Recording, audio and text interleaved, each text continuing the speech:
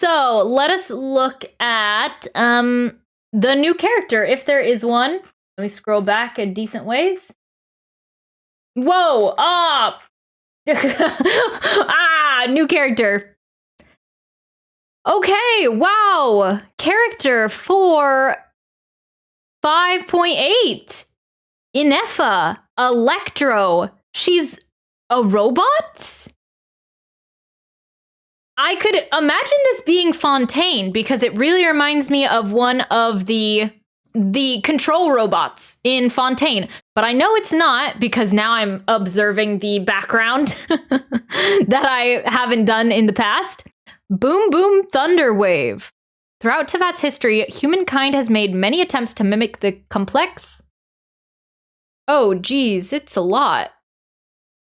Yeah, part robot, I guess. Whoa. Complex workings of life using mechanisms and gears, giants forged of steel carved out the lands of Conria, while the Lord Artificer ushered in a new age with clockwork contraptions. Yeah, I feel like that's a very Fontaine thing.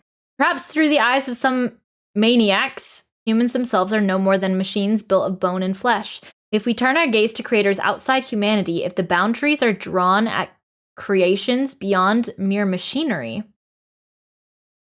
Gods walked into the primordial sea, and sinners cast themselves into the abyss, while the ancient king of dragons engraved mind and soul into phlogiston.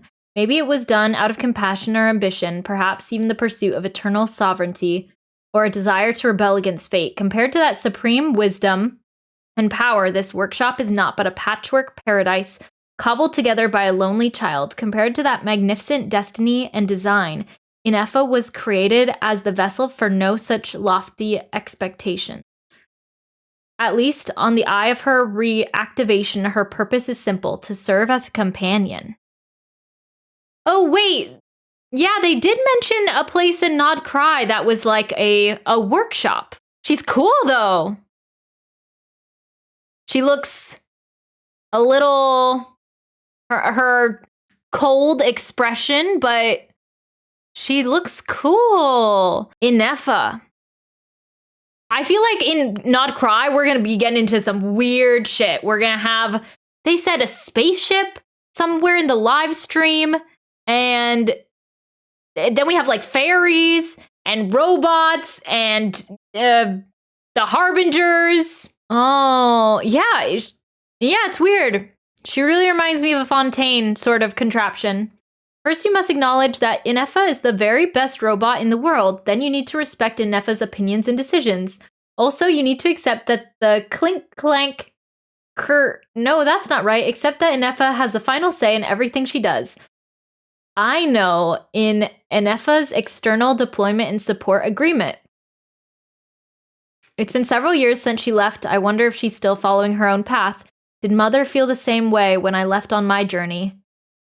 All those years ago, unknown author from an ancient journal unearthed in Natlan. Ineffa, Boom Boom, Thunderwave, multifunctional robot for domestic application. Oh no, we're getting into AI in Genshin. Question mark Electro. So she doesn't necessarily have a vision. Fascinating.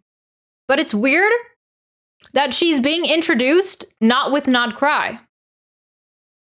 This feels like a very Nod Krai based character, but she's being introduced in, if the timeline is correct, 5.8, which would be our summer patch, which usually they do have an upcoming character for the region during the summer patch, which is why it always feels kind of weird to me. Did they do that with Notlin? Or did they have Emily before Notlin? I can't remember. But yeah, it feels weird when it's like, we have this character. I mean, it's meant to be like a subtle way to introduce us to Nod Krai, but it's cool. All right, I dig it. That's fascinating that she's a robot. That makes me excited.